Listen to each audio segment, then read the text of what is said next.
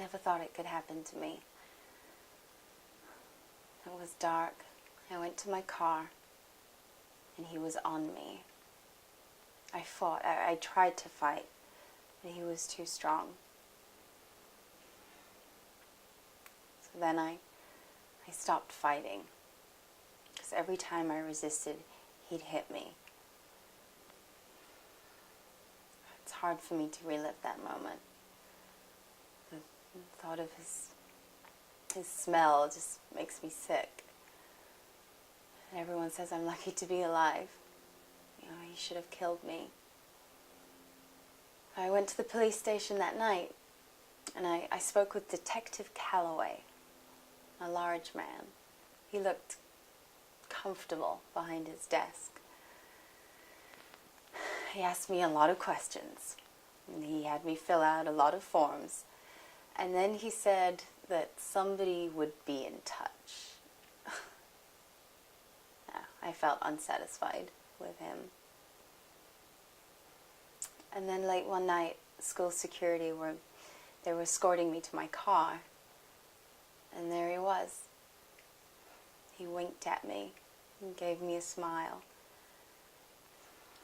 So upset, I drove back to the police station, and Detective Calloway asked me if I had any proof that that was the individual who had raped me. Maybe I could get a DNA sample and send it off to the lab for him.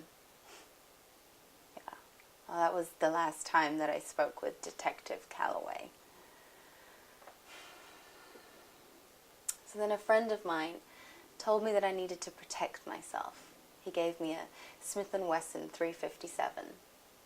I'd never held a gun, let alone fired one before. It did not take me long to solve both of these problems. Unafraid, I parked farther away and in the dark. Out of the night, I heard, "Give me your purse." I turned around to see a short Mexican man with big eyes holding a knife. I only meant to scare him when I pulled out the gun, and it went off. It was loud. The smoke. I was lucky to have held on to the thing. But he was gone. I figured he ran until I looked down. And there he was. Got him right between the eyes.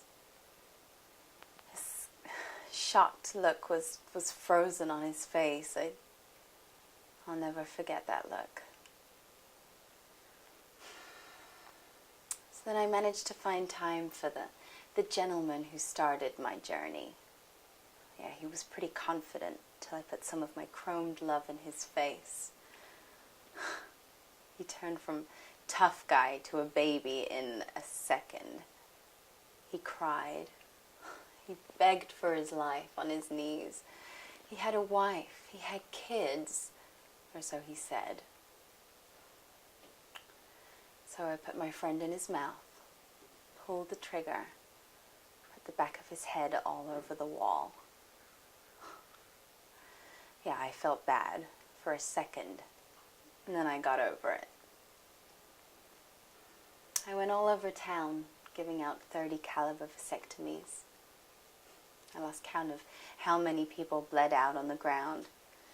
They were just ready to take advantage of an easy opportunity. And I refined my skills. I could draw, aim, shoot in half a second. Men show more respect when they're about to die. And then one day, the police show up at my door. Apparently, a security camera caught me and my license plate in action. They took my chromed friend away. And the district attorney is now looking into filing charges. They're going to charge me for doing their job. Okay. They've asked me to relocate from my current location.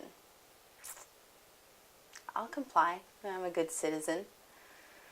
But I'm thinking in my next place, I'll go with blue steel instead of chrome.